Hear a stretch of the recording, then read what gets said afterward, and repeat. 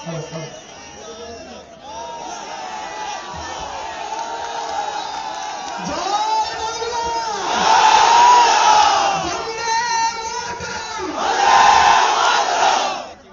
উপস্থিত মাননীয় পশ্চিম মেদিনীপুর জেলা তৃণমূল কংগ্রেসের সভাপতি অজিত দা সহ, তৃণমূল যুব সভাপতি নির্মল দা সহ, ছাত্র সভাপতি সৌরভ দা সহ, প্রদীপ দা থেকে শুরু করে প্রত্যেক নেতৃত্ব যারা উপস্থিত আছেন, আমি তাদের সবাইকে অনেক ধন্যবাদ অভিনন্দন জানাই। অনেকে উপস্থিত আছেন। এই মিছিল, এই ভিড়, এই উন্মাদনা একটা জিনিস প্রমাণ করে দিচ্ছে, যিনি আগের দিন ভাষণ দিয়ে বলেছেন 35-এ 35 পাবেন, উনি 3.5 ফিট পার করতে পারবেন। আমি অনেক জুনিয়র, যিনি পাল্টি খেয়েছেন আমি তার 3 গুণের কম বয়স। কিন্তু একটা জিনিস জানি, এখানে আমরা অনেকে আছি তার চেয়ে বয়সে কম, কিন্তু তিনি আমাদের চেয়ে 3 গুণ বয়সে বেশি। তিনি আমাদের রাজনৈতিক শিক্ষা দিয়েছেন, কিন্তু তিনি আমাদের শিক্ষা দিয়ে পাল্টে গেছেন। আমরা ছাত্র হয়ে পাল্টাতে পারিনি, কারণ আমরা নেতৃত্ব শিক্ষা শিক্ষিত। এখানে আগের দিন আমি তার বক্তব্যের ভাষণ শুনছিলাম, তিনি একটা কথা বলে গেছেন ভয়ানক, বলে এই লড়াই জেলার সাথে কলকাতার লড়াই। কেন? বলছে দক্ষিণ কলকাতায় তো সব মন্ত্রী পেয়ে গেছে, জেলারা নাকি মন্ত্রিত্ব পায়নি। তা শুভেন্দু বাবু, আপনি তো নন্দীগ্রাম বিধানসভা থেকে জিতেছিলেন, আপনার তো 3খানা মন্ত্রিত্ব ছিল। এত যদি জেলার বিধায়কদের প্রতি প্রেম, একটা রেখে দুটো কেন বাকিদের ফিরিয়ে দিলেন না? কেন ফিরিয়ে দিলেন না?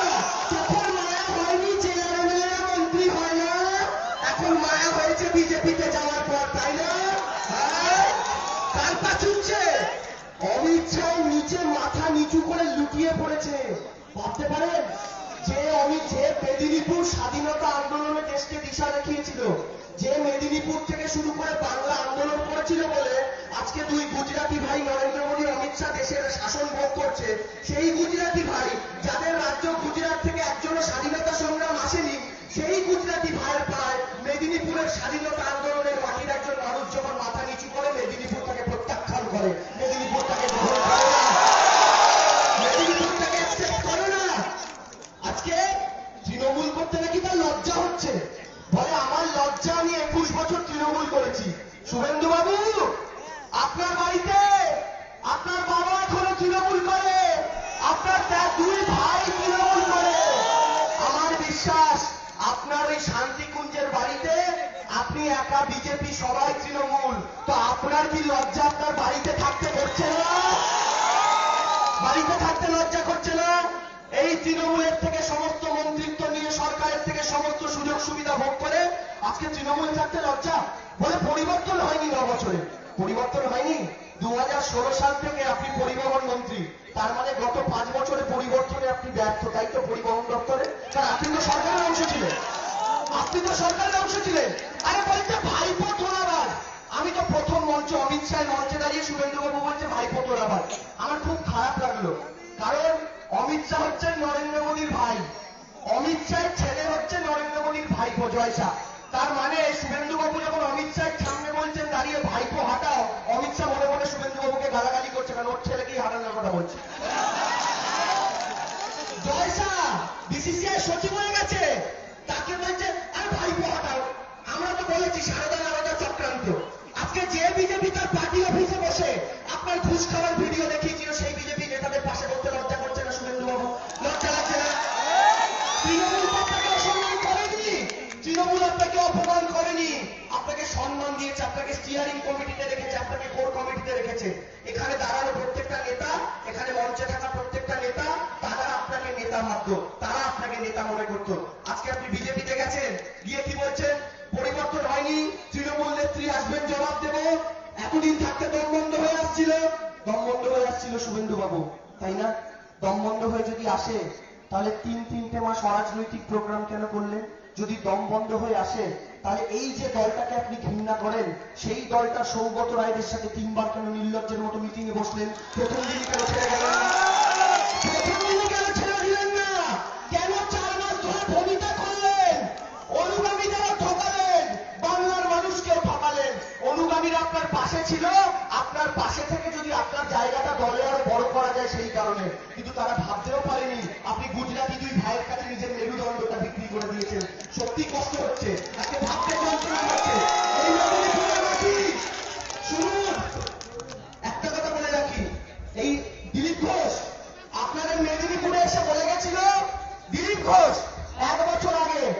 মেদিনীপুরে এসে বলে গেছিল অধিকারীদের সাম্রাজ্য ঘুচিয়ে দেব।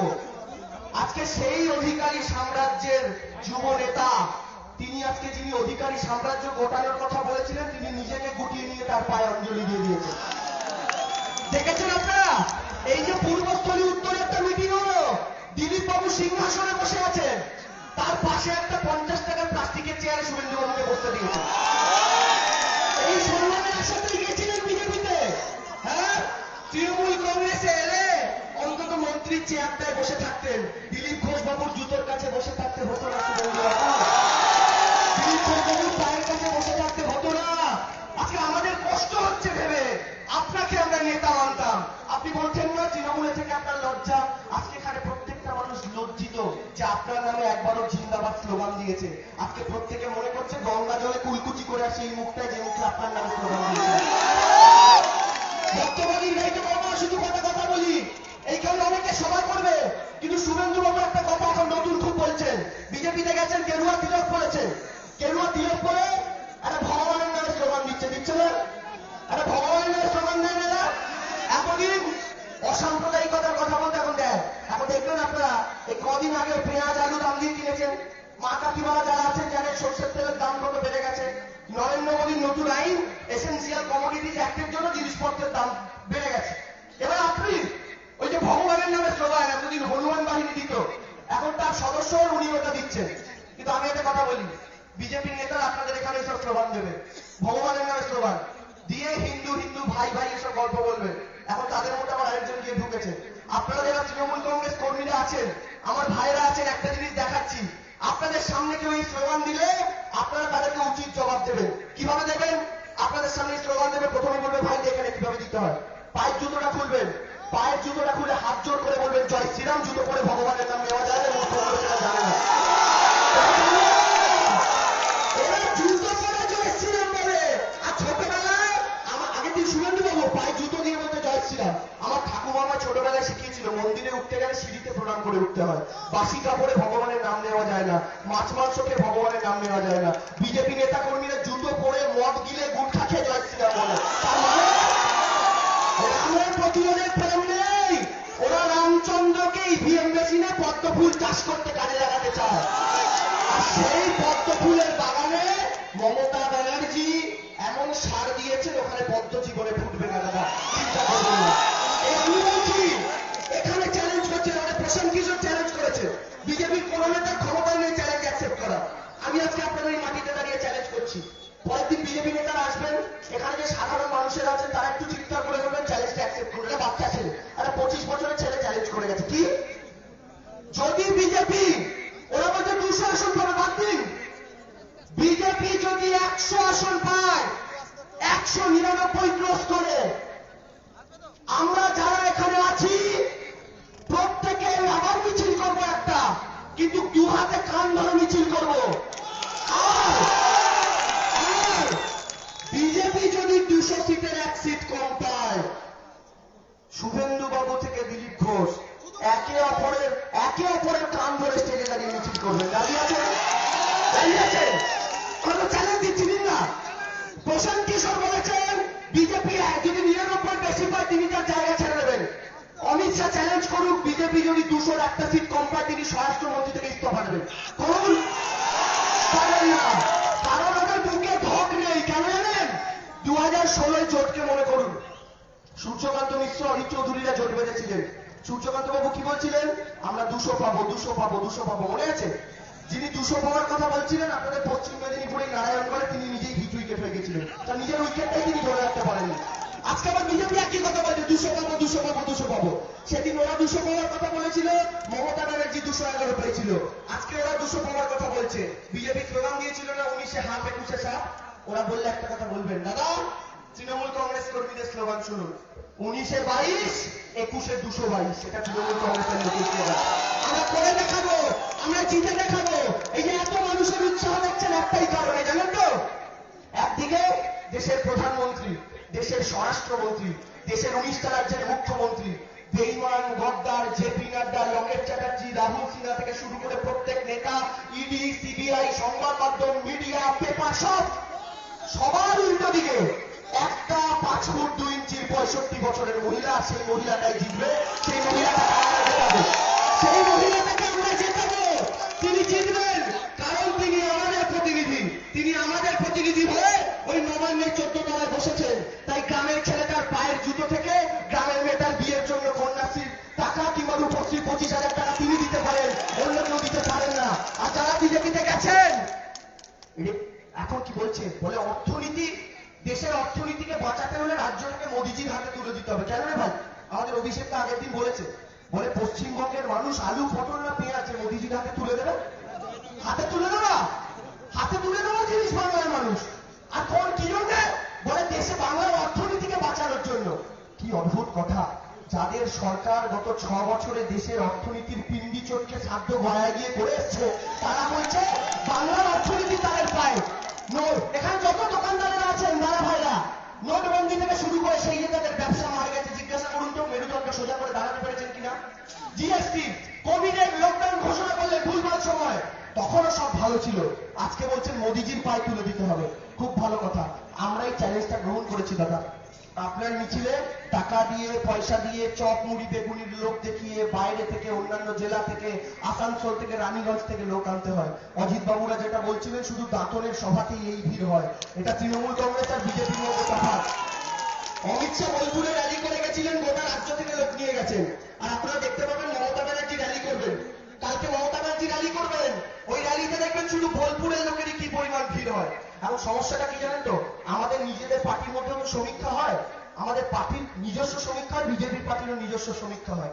বিভিন্ন টিভি চ্যানেলে বিতর্কে যাই বিজেপির নেতাদের সাথে, একই লিফটে করে তাদের সাথে নিচে নামি, নামতে নামতে তারা একটাই কথা বলে জানেন তো, বলে ভাই টিভিতে যা বিতর্ক করতে হয়তো করি, কিন্তু আড়ালে তোমাকে বলি ভাই, তোমাদের থেকে আমরা একটা জায়গাতেই পিছিয়ে আছি জানো।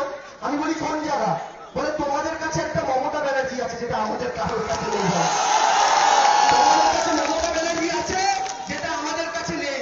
ভাবুন না, ভারতবর্ষের একমাত্র মহিলা মুখ্যমন্ত্রী, তাকে হারানোর জন্য সবাই জোর বেঁধেছে। একটা মহিলাকে নিয়ে এত নিয়েছে কোন অবস্থা? হ্যাঁ, একটা মহিলা, এইটুকুনি তার উচ্চতা, ওই তো হাওয়াই চপ্পল পরেন, তাকে নিয়ে এত সমস্যা। কোন দিলীপ ঘোষের পায়ের কাছে গিয়ে পড়েছে, যে দিলীপ ঘোষ বলেন গরুর দুধে সোনা। এখন তো আমাদের শুভেন্দুবাবু বিশ্বাস করেন গরুর দুধে সোনা আছে। কদিন আগে অব্দি শুভেন্দুবাবু বিশ্বাস করতেন না গরুর দুধে সোনা আছে, আজকে তাকে বিশ্বাস করতেই হবে। দিলীপ ঘোষ যখন বলেন গরুর দুধে সোনা আছে, তিনি বলেন শুধু গরুর দুধে না, হরিণের দুধেও সোনা আছে। বিশ্বাস করতে হবে, কারণ সেই দলে গেলে নিজের মেরুদণ্ড থেকে শুরু করে সবকিছু বিক্রি বার্তা করে দিয়ে বেরোতে হয়। কিন্তু আপনারা বলুন, আপনারা দিদির সাথে আছেন তো? লড়াই করবেন তো? ওরা কিন্তু পয়সা দেবে, ভোটের আগে নেবে না, না বলবেন না। ও শুনুন, ওটা আপনারই ঘাড়ে উসুল করা টাকা নেবেন, নিয়ে ওটাকে মাংস ভাত খাবেন, মাকে একটা শীতের কম্বল কিনে দেবেন, কিন্তু ভোটের মেশিনে গিয়ে ওদেরকে হাসতে হাসতে বলবেন হ্যাঁ দাদা পদ্ম ফুলই টিপছি, ভোটে জোড়া ফুলটা টিপে দিয়ে চলে আসবেন। বেইমানি, বেইমানি পয়সাদের সাথে বেইমানি করতে হবে, কারণ জানবেন আপনার ব্যাংকের থেকে টাকা কেটে, আপনার ফিক্সড ডিপোজিট থেকে সুদ কমিয়ে আপনার সর্বনাশ দেরিওয়ালা করেছে। তাই এবার আপনাকে দায়িত্ব নিতে হবে ওদের সর্বনাশটা করার। ওদের দলে যে যাবে, মায়া ত্যাগ করুন, মমতা ত্যাগ করুন, ওদের সঙ্গে যারা হাত মেলাবে তারা বাংলার শত্রু, এটা ভালো মতো জানবেন। কারণ ওরা ক্ষমতা এলে এনআরসি করবে, আর যখন এনআরসি করবে এই শুভেন্দুবাবু, দিলীপ বাবু, মুকুল বাবুদেরও কিন্তু ডিটেনশন ক্যাম্পে পাঠাবে, এই গুজরাটি দুটো ভাই। কারণ এরা সবাই বাঙালি এবং ওরা বাঙালি সহ্য করতে পারে না বাঙালি জাতিটাকে। তাই আপনারা সংঘবদ্ধ থাকুন, আপনারা লড়াই করুন, সবাই মিলে আমরা লড়বো, বেঈমান গদ্দারদের সাথে লড়বো। তার সাথে দিদিকে হারানোর জন্য যারা চক্রান্তের ফাঁদ পাচ্ছে তাদের সবার বিরুদ্ধে লড়বো। কারণ আজ থেকে 6 মাস পর, 1 বছর পরে আবার আপনাদের এখানে যখন সভা করতে আসবো, তখন নবান্নের পাশ দিয়ে হেঁটে যাওয়ার সময় নবান্নের 14 তলায় 5-10টা গরু কেউ দেখতে পাবেন, একটা হাওয়াই চপ্পল পরা মহিলাকেই দেখতে পাবেন, তিনি থাকবেন আর তিনি জিতবেন। এই লড়াইটা আমরা জিতছি, এই লড়াই জিতবো তো? এই লড়াই জিতছেন তো? দিদির পাশে আছেন তো? বেঈমানদের হারাবেন তো? সর্বশক্তি নিয়ে ঝাঁপাবেন তো? গোটা অবিভক্ত মেদিনীপুরে 35-এ 35 তৃণমূলকে তুলে দেবেন তো? শুনুন দাদা, দলে অনেক প্রবলেম ছিল। প্রশান্ত কিশোর এসে কার্বলিক অ্যাসিড ঢেলে যেতে সাপ দিচ্ছে, সব কিলবিল করে বেরোচ্ছে, বুঝতে পেরেছেন তো? সেটা এই জন্য সবার সমস্যা, ফোড়াটা ফেটে গেছে, সব বেরিয়ে গেছে। এবার অনেক বেশি পরিশুদ্ধ তৃণমূল কংগ্রেস 21-এর ভোটে লড়বে। এই তো ঝাড়ু দিয়ে সাফ করে দিয়েছে, বলে দিয়েছে। বুঝতে পেরেছে? তাহলে আমরা কারা? লড়ছে কারা? লড়বে কারা? আরে বাংলা জুড়ে এই জিতবে আবার। আরে 21 সালেও এই আসছে আবার। আরে আয় দেখে যা। আরে দিলীপ তোরা। আরে দেখবে দিলীপ। আরে দেখবে মুকুল। আরে গাইবে বাবুল। আরে নাচবে লোকে। আরে দেখবে সবাই। আরে দেখবে মোদি। আরে দেখবে আমি। আরে বাংলা জুড়ে পেছন দিকে হাত উঠছে, ওরা রিক্সা দাঁড়িয়েছে নাকি? তাহলে মেরে বসিয়ে দিন। আরে জিতবে আবার বাংলা জুড়ে। আরে দিদির সাথে আরে আমরা সবাই। আরে গ্রামে গ্রামে আরে শহর জুড়ে আরে তোমার পাশে আরে আমার পাশে আরে এই কাকিমা আরে ওই দাদাটা আরে তুমি আমি আরে কন্যাশ্রী আরে সবুজ সাথী আরে স্বাস্থ্য সাথী আরে স্বাস্থ্য সাথী স্বাস্থ্য সাথী আরে তুমি আমি আরে বাড়ির সবাই আরে ওই দিকেতে আরে এই দিকেতে আরে দূর দিগন্তে আরে বাংলা জুড়ে আরে 21 সালেও 21 সালেও আরে 21 সালেও আরে জিতছেন তো? ভোট তুলে জিতছেন তো? হাতের পতাকাটা নাড়াতে নাড়াতে জিতছেন তো? দিদিকে জেতাবেন তো? মমতা ব্যানার্জির জন্য সবাই মোবাইলে আলোটা জ্বালান তো একবার। দিদির জন্য একটা সুন্দর দৃশ্য আমরা দেখি। মমতা ব্যানার্জির জন্য মোবাইলে আলোটা সবাই উপরে তুলে আমরা শপথ গ্রহণ করি। প্রদীপ জ্বালিয়ে শপথ গ্রহণ করে আজকে মোবাইলে আলো জ্বালিয়ে আমরা শপথ গ্রহণ করবো। সবাই জানান, সবাই জানান, সবাই জানান। এই হাজার প্রদীপের শিখায় শপথ করছি। আমরা তোমার শান্তি দিয়ে শান্তি ছেড়ে তুমি সত্যি হলে অস্ত্র হাতে ধরতে জানি। তোমার ভয় নেই না, আমরা প্রতিবাদ করতে জানি। তাহলে তিনি জিতছে তো? আমরা জিতছি তো? বেঈমানরা হারছে তো? মমতা ব্যানার্জি, মমতা ব্যানার্জি, মমতা ব্যানার্জি। জয় বাংলা, বন্দে মাতরম। আমি ধন্যবাদ জানাই আমাদের রাজ্য তৃণমূল যুব কংগ্রেসের মুখপাত্র